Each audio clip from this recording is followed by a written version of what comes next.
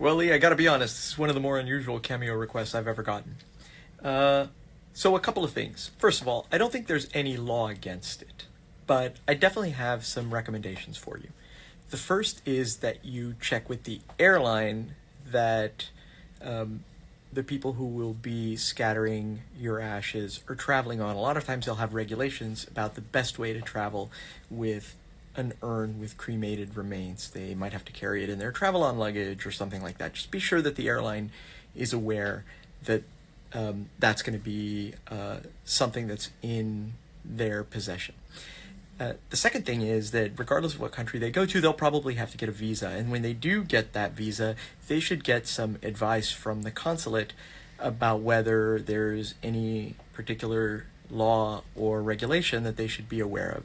They go get their visa, they can explain to the consulate that they're going to scatter a relative's ashes, and they wanted to make sure that that was okay, just to make sure that when you get to customs, you're going through customs in whatever country you end up going to, that there's not any issues with that going into the country.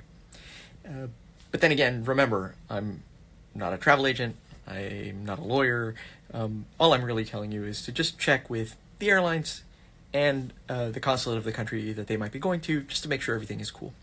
As far as where you might want to go, well, the Amazon, it's part of, well, depending on who you talk to, let's call it 7 countries. So they could go to somewhere in Colombia or Venezuela or Peru or Ecuador or Brazil, or there are plenty of options there.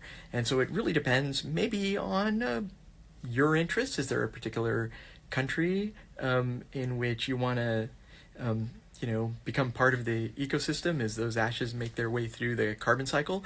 Do you have an affinity for Peru or Ecuador or Colombia or maybe the Brazilian Amazon? And then there's also, some practical concerns. And maybe it's not so practical given that, this request, but, it might be a lot more expensive to travel to the Brazilian Amazon than, say, to the Colombian Amazon. And so I think that there are lots and lots of options. Remember, a city like Manaus is in the middle of the Amazon. You could walk to a park or a protected area green space in the city of Manaus, and you're in the Amazon. There's no need to hop on a boat and go up to someplace like Anavilhanas, or a national park or anything like that. In fact, I wouldn't do that just because there you might be on some touchy ground. But if you happen to end up in a country and maybe you go to a city like Leticia or Iquitos or Manaus, hey, you're in the middle of the Amazon, so someone's backyard, that's it. It's a pretty big ecosystem. I mean, it's the size of the continental United States. So think about the country. You want to spend an eternity in the Spanish-speaking part of the Amazon, part where, Quechua might be more common, or maybe you want to, practice your Portuguese for eternity. That might help determine it.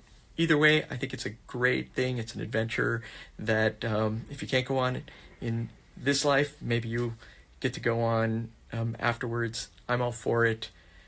I wish you the best in the remaining days, however long that might be. And,